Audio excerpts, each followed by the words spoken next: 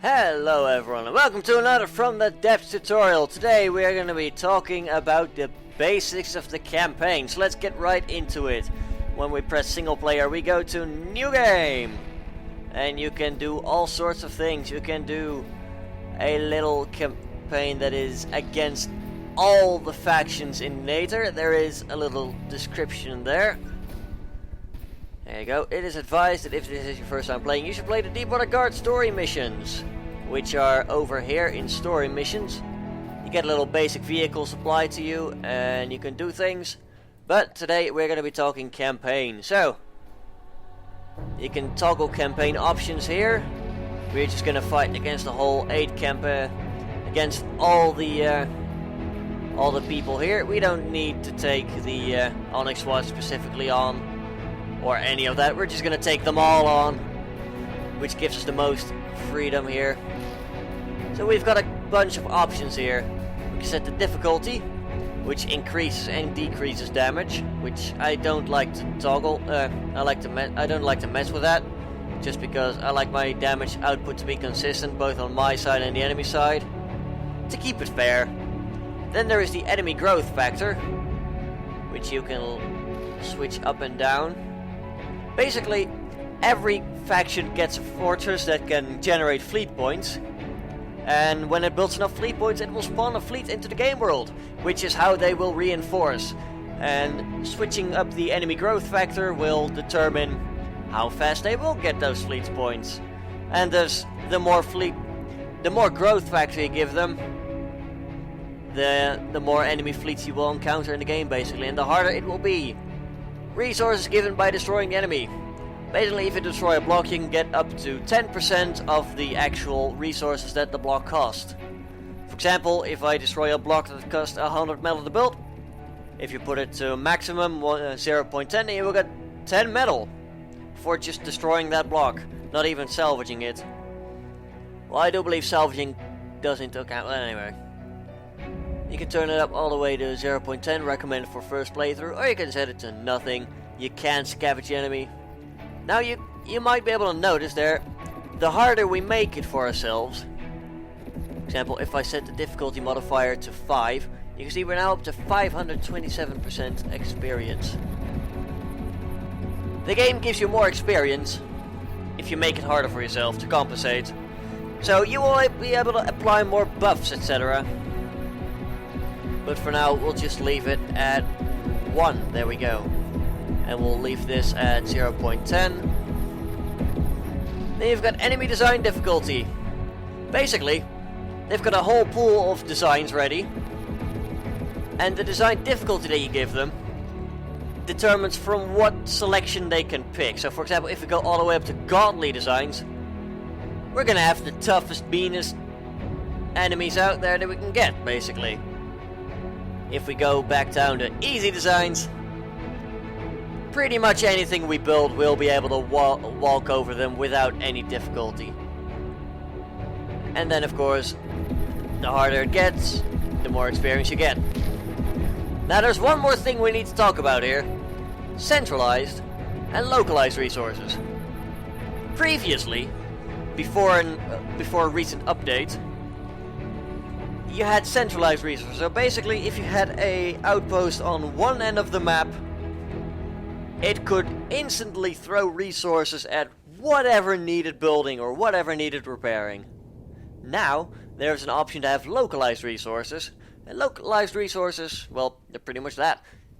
They're more realistic. You need to have supply convoys going to and from the front lines to resupply your vehicles. You need to move them back to outposts to repair, or have people nearby that have both materials and repair capabilities. So I like playing on localized resources. And you can see, switching between localized and centralized resources does give you extra experience. So it is of course harder to play with localized, but it will be able to let you see what it is. So I'm gonna show you how to work with localized resources while we're here. Let's finally start this new campaign. And we are greeted with this small starting fortress. It has some tooltips around, like, here's where we keep the ammo. You wouldn't have guessed without the sign, I know. But there's other things like the refinery and fuel storage. Jeez.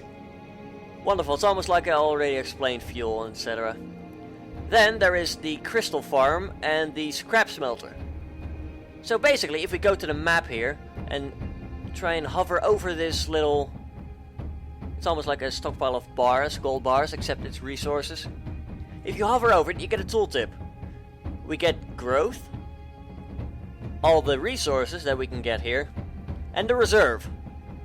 So let's go from left to right. We've got all the resources. There is a pool of, for example, we have roughly 2,000 out of 3,000 natural available. That's basically what you can get right now with your resource collectors. Then there's growth. Every second, our pool of natural is going to grow with 12, while our pool of accessible oil is only going to grow by 5. Now where does that come from, you might ask? It comes from the reserve. There are some resource points out there on the map which have limited reserves.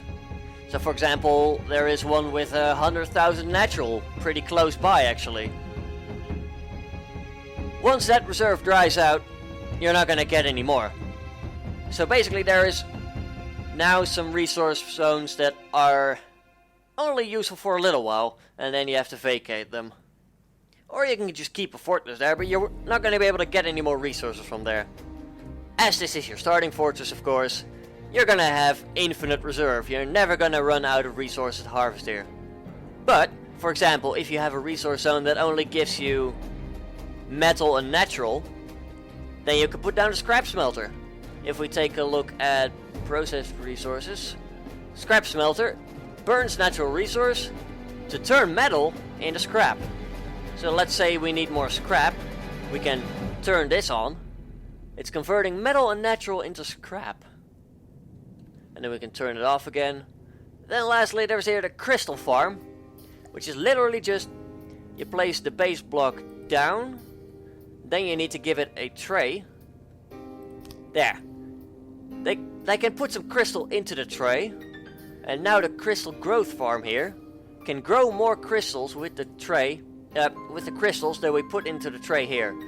So if we remove it and set it up over here so we don't have a roof blocking us, we're now gonna build a big tower. There we go, it's all connected to the growth farm. And you can see in the bottom right, our crystal is now expanding very rapidly because we have a growth farm that is able to work with 600 crystal to make more crystal. Basically, if you put more trays on there, each tray can only carry 20, but the more trays you put on there, the more crystal you get. Which is lovely. And we can just put another tower on there. And you can see as we build higher and higher, we are going to get crystal faster and faster. Which is lovely. But of course, this is a bit much, you know, and we already have a resource zone below us that actually produces crystal. There we go. It's only got growth too, but you don't need much crystal. So, this is a bit overkill. So let's get rid of that. At least you now know how it works and how you can use it in the future. Should you come across a point where you don't have a lot of crystal. Of course, you can always transfer crystal to and from, so you don't have to do this. You definitely don't have to, but it's an option, it's out there. Right, after that, in here we have the little control area. We have the AI with fortress control. We have a little light. We have a block that sets this radar to spin. More radars in a second.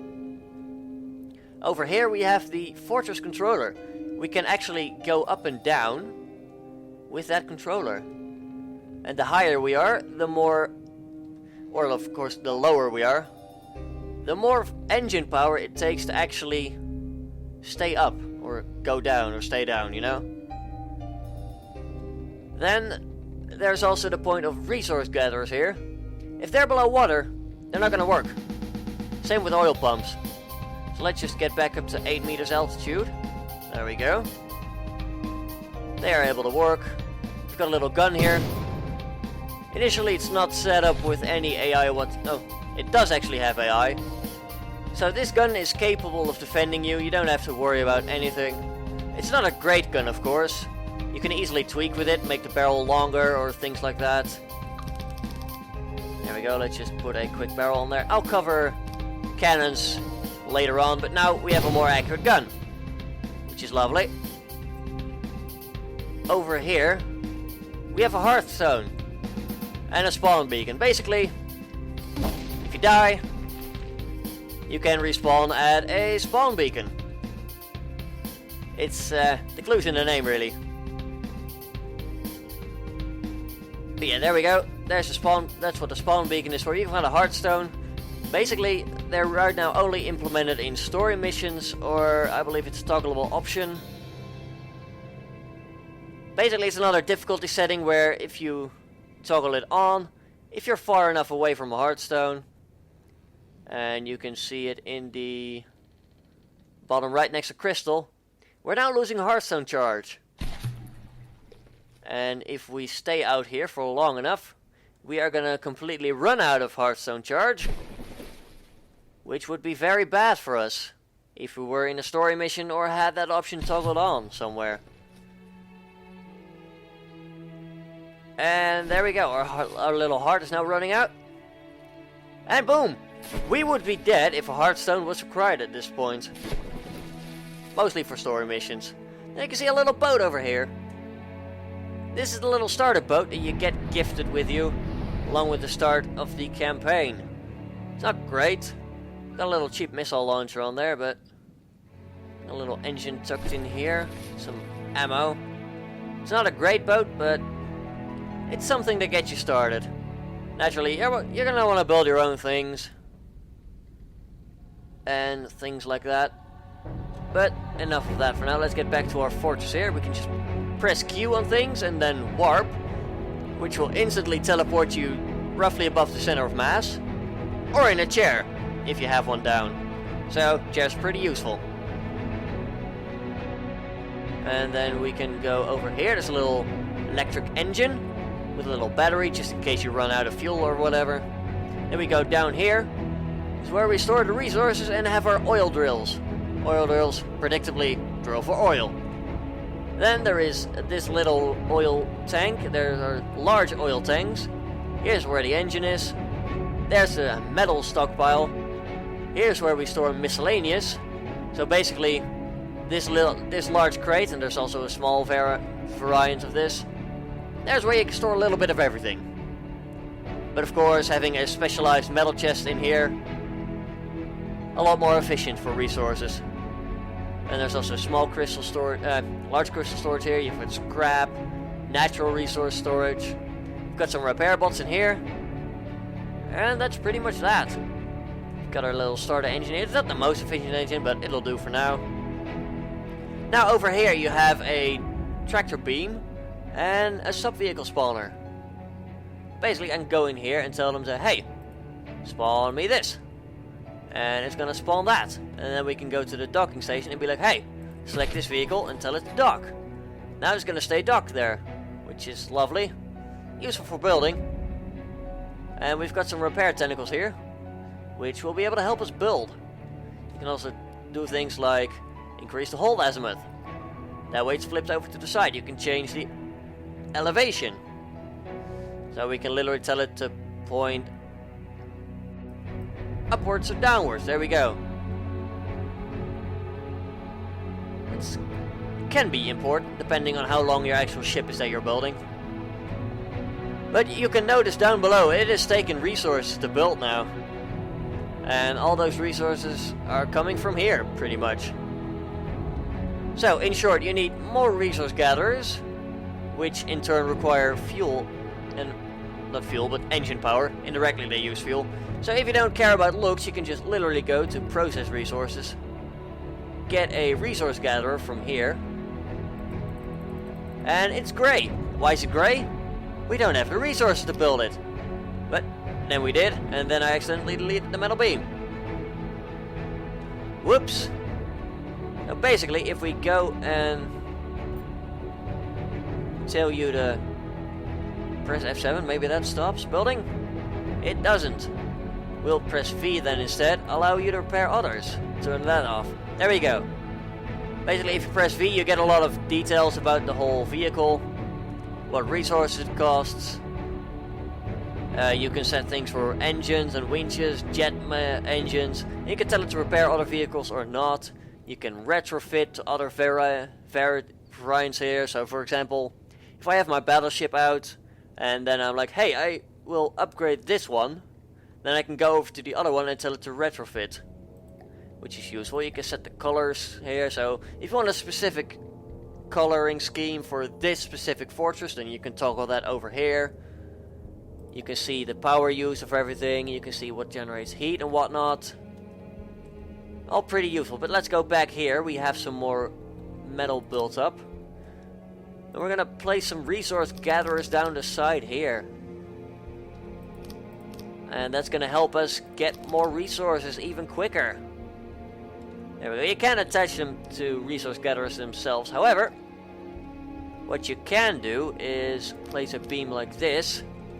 And then we can be like, oh, there we go. We can now attach to him. And if we remove him, it's technically still attached.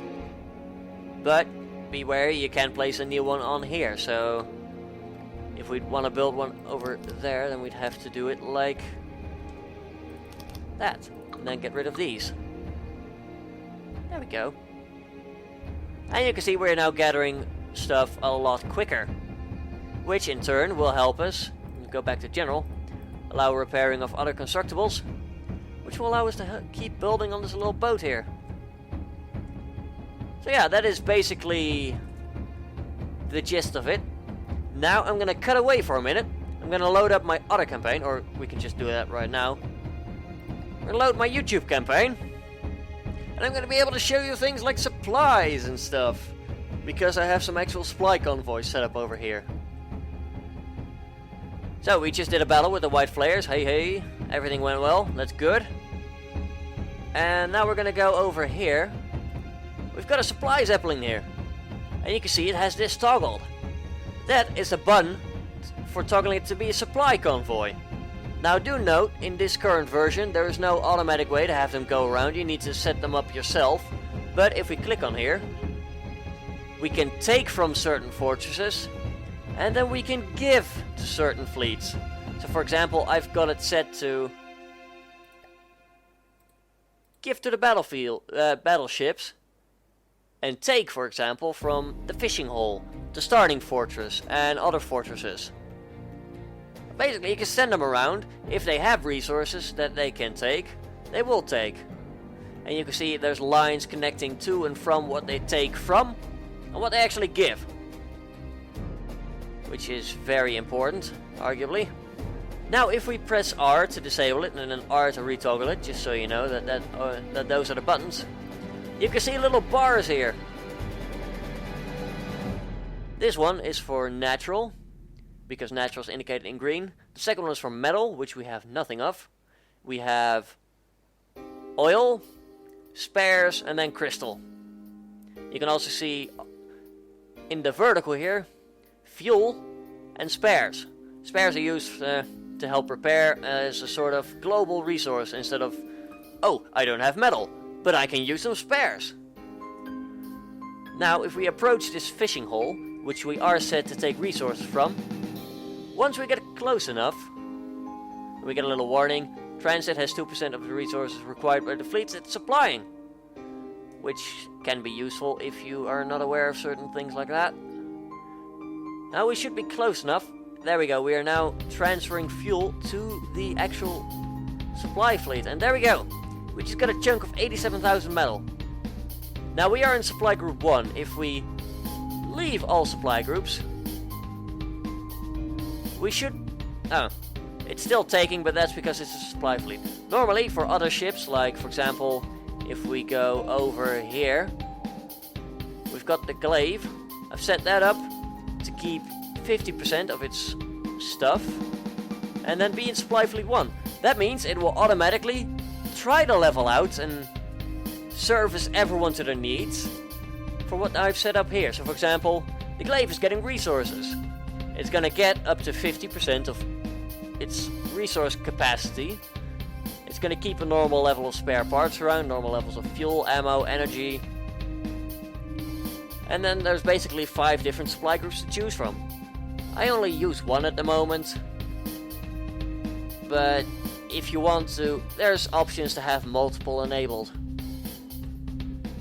Now let's send the Zeppelin here, over here, and then over there to the battleship, because the battleship needs more stuff. At least we have told it to supply stuff to the battleship, because it's slowly running out of fuel, and Lord knows, the battleship guzzles a lot of fuel. Let's deactivate resource view for a minute. And by the way, here you can see one of the resource zones that only has a limited reserve, and then when it's run out of metal or never had any metal to begin with, there is trace amounts of metal here. And for example, if we look at this one, this never had any metal to begin with, never had any scrap to begin with. It had oil, and it's telling me, oh, you have completely expended all the oil. But there is still some crystal and some natural here that we can use, which is good to know. Very useful. Now in the meanwhile, I've decided to send the battleship forwards. Don't want to watch that. I don't really care. We're not really here for that right now. As soon as the Zeppelin gets close, even without being in a supply fleet, I'll be right back, folks.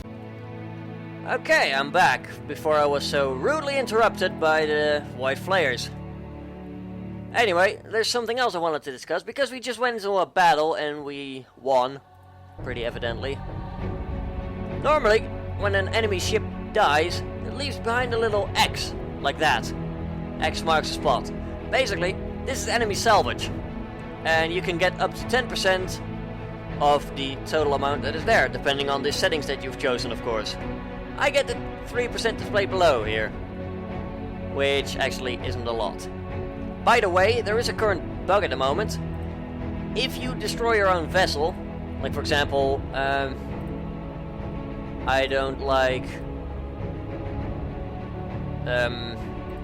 let's just pick these cruisers. I don't like these cruisers. I will demolish you. We can either scrap it and return the resources and turn it into a dead blueprint, which basically is a blueprint on 0 health that can move across the map at 500. Which I will show you actually. We'll scrap it. You can see we now get a green cross. Friendly salvage. We get 100%. We get everything. However, if you save the game, exit, and then open it up again, this will count as enemy salvage. And you will only get like maximum 10%. So do keep that in mind. Now having said that, let's get rid of the rest of this fleet. Turn it into dead blueprint. Doesn't really matter. Now we have dead blueprints here. They are speed 500 and altitude 500. And they're going to be gliding across super fast. You can get them back to base for repair, that sort of thing. But there's now a bunch of green crosses over here indicating, hey, friendly salvage, you might want to pick this up. Might be able to use that to repair your ships. But yeah, let's talk about fleets and actual map speed now. So a good example would be there's a little cauldron here. Let's pull him into the game world. And then we'll warp to it. Now you can see, there's a little cauldron. Not very fast. If we go full speed, it's only going to go like 6 meters per second. The map speed on the map here is actually dependent on your vehicle speed. So for example, I have a fighter wing over here somewhere. Yeah, there we go. You can see up here, 4 forces, top speed 78.2 meters per second. So they're gonna move across the map at 78.2 meters per second. If we pull everything out of play, we can use the speed options here. Go up to 10 times speed, which means they will literally zoom across the map like nobody's business. And that's why you want to have some fast planes around that you can use as lightning reaction force if something happens to go wrong. But you do, of course, have to keep in mind When I pull this wing into play here, for example, and I enter build mode on it, for example, I want to add... Oh, we don't have any resources here. That's unfortunate. Let's pull you all out of play then. Get you back here. Tuck you up with some resources and then demonstrate my point that I was trying to make. Almost there. And good, we should now be getting... At least we're now in the area so we can get some resources. Because we are in the area, we don't have any resources on us. But because we are close to a fortress that has resources, we can use those resources, but only up to a certain distance away. That's the whole point of localized resources. Now let's build something on this wing. You can see the force top speed has gone down. When you build anything on a new vessel, it's gonna go down to a maximum of 3 meters per second on a map. So if you have something going very slowly on a map, it used to be going very quickly. Why don't you take it into the vehicle designer for a minute and then have it sail around or fly around or whatever at top speed, and make sure that when you press V it indicates the top speed instead of... There we go. It's now listing 76 meters. If we get rid of the engines for a minute, you can now see we have a max speed of 47 meters per second. Why? Because we were not going as quick and we don't have our max speed anymore. Now if we do, of course, like that, you can see our max speed is increasing. It's going back up. We're now going faster again, which means that, of course, the blueprint is reset and we can now achieve a higher max speed. And thus, we're going to be speeding up again. And also, the same goes for altitude. The higher you go, the higher you can go in the campaign map, the higher you can start a battle at, that sort of thing. Basically, we're now back up to 77 meters per second, which is roughly what it can best perform at. Yeah, off the top of my head, I do believe that is most of the things that are really important in campaign. Oh no, wait! Diplomacy and victory conditions. Let's take a look here. Player faction, by pressing F1. We have 700% of our original economy. This basically means we have 7 resource zones under our control. Territory, we have 4,300%. Each one of these squares counts as territory, and they can have a fleet inside of up to 150 strength, as the Onyx Watch is presenting us here. You can see their relationship. We are at war with them, minus 63. So if we go back and press F1, besides seeing a little description here and their territory size and economy size, we can get the relationships. Basically, this will tell us Deepwater Guard relationship to the player, the Onyx Watch relation to the player, etc. We can also see, for example, that the Lightning Hoods are allied to the end with the White Flayers. We can bribe them and basically break up their alliance if we have enough crystal and things. Basically, we have just ruined their alliance, but they're still friendly. If we keep going, they're gonna be suspicious because, hey, we're giving them a lot of money. Now they're just suspicious. If we then go back to another fortress, like for example the Davy Jones outpost, so we have more resources, we can, for example, ally ourselves with the... Come on. I'm gonna have to pull the camera back, I think. There we go. We should have resources again. There we go. We can now bribe to improve our relationship with the Scarlet Dawn. There we go. We are now allies to the end with the Scarlet Dawn at 100 out of 100 relationship score. That's basically the gist of how the diplomacy works. You can set up enemy factions to fight against each other. You can break their alliances. And you have to keep those in mind as well. Otherwise, for example, the Steel Striders and the Twin Guard are allied to the end. if we are to declare war on any of them, the other one will hate us. If we kill enough Steel Strider vehicles, for example, the Twin Guard might declare war on us because we are attacking and murdering their ally. Which makes sense, so keep that in mind. Now lastly, there's victory conditions. Each of the Nether factions has a headquarters. Deepwater Guard, the Onyx Watch is the Onyx Throne. I believe the White Flayers have Gorgon. The Twin Guard have the Guardians. Quartzstone Fortress, Damascus, Raven's Nest, Scarlet Dawn, etc. Basically, you have to kill each one of those by bringing them below 30%, which should automatically destroy them. And then you win. And then over here you have mission time, so basically how long since the campaign started in actual game time. And this actually does go up quicker if you pull everything out of play and then go 10 times speed. Right now we have 36 hours, 19 minutes. If we go to 10 times speed for just a minute or two, you know, nothing's gonna really happen, hopefully. Doesn't really matter since I'm not gonna save any of this. But if we now press escape again, we're now up to 20 minutes, 52 seconds. Well, only forwarding like, I don't know, maybe like 10, 20 seconds maybe?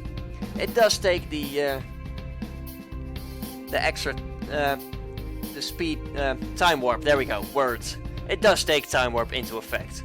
And then here you can see in the menu, it tells you where to find map, tactical controls, strategic controls, constructible info, and diplomacy, mission objectives, which is basically the victory screen condition here. There's also failure conditions. Some campaigns might have specific conditions that they'd like you to achieve, like victory conditions here, and then failure conditions. If you don't keep this or that alive, for example, you die, which would be unfortunate. But lastly but not least, there is pulling things out of play. For example, right now we have nothing pulled into play. If we pull this, if we pull a battleship into play, which has been resupplied by the actual supply zeppelin, if we pull that into play, we are gonna spawn 48,000 blocks into the world.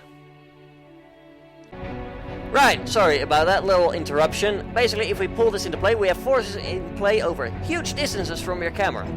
And the game is automatically gonna recommend us, hey, if you want better performance, you can pull it out of play. But instead, we're gonna warp to it. Press tab, and there we go, we are now at our battleship. Hello, battleship! Let's pull everything out of play again. Now we have a big wireframe that says battleship. And we can see it's at 100% health. And up here we have the Zeppelin, also at 100% health. Fantastic! But yeah, this is basically a placeholder for the actual battleship. To save on processing, etc., to make sure that the game doesn't murder you when you're not looking. And they can actually run the game at anything above 10 frames per second. Anyway, I believe that does cover everything about the campaign. I'll be back later with more tutorials about cannons and lasers and the AI and whatnot as we continue to explore from the depths. But I thought I'd get the campaign basics out because, well, preparing the cannon stuff is a lot of work and I'm rather short on time, and this video has gone on incredibly long as is. So I'm gonna end this tutorial here. If you learned something from this, then do leave a like down below and let me know in the comments, because if I can just improve one person's knowledge of From the Depths by doing these tutorials, then that would be great. But yeah, that's all for now. Have a good one, folks.